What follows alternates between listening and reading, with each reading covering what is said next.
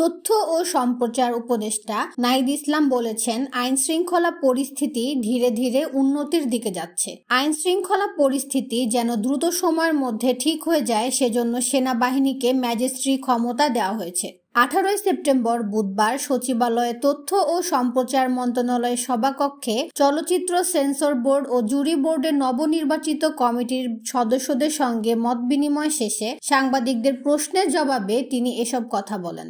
নাহিদ ইসলাম বলেন, আইন শৃঙ্খলা পরিস্থিতি যেন দ্রুত সময়ের মধ্যে ঠিক হয়ে যায়, জননিরাপত্তা যেন নিশ্চিত হয়। আমরা যেহেতু একটি জরুরি পরিস্থিতিতে আছি, দেশ পুনর্গঠন হচ্ছে, সেহেতু সেনাবাহিনীকে এই ক্ষমতা দেওয়া হয়েছে। আগামী 2 মাসের জন্য এই ক্ষমতা দেওয়া হয়েছে। তিনি আরো বলেন, এই সময়ের মধ্যে পুলিশ বাহিনীকে সম্পূর্ণ সংস্কার করে আরো শক্তিশালী ও আস্থার জায়গায় নিয়ে এসে তাদের মাঠে ফিরিয়ে নিয়ে আসা হবে। এ কারণেই এমন সিদ্ধান্ত নেওয়া হয়েছে। তথ্য ও সম্প্রচার মন্ত্রণালয়ের গুজব সেল নিয়ে জানতে চাইলে তিনি বলেন, আমরা ফ্যাক্ট চেকিং নিয়ে বিভিন্ন অংশীজন ও মিডিয়ার সঙ্গে কথা বলছি। কিভাবে ফ্যাক্ট চেকিং বিষয়টি আরো শক্তিশালী করা যায় সেটা নিয়ে ভাবছি।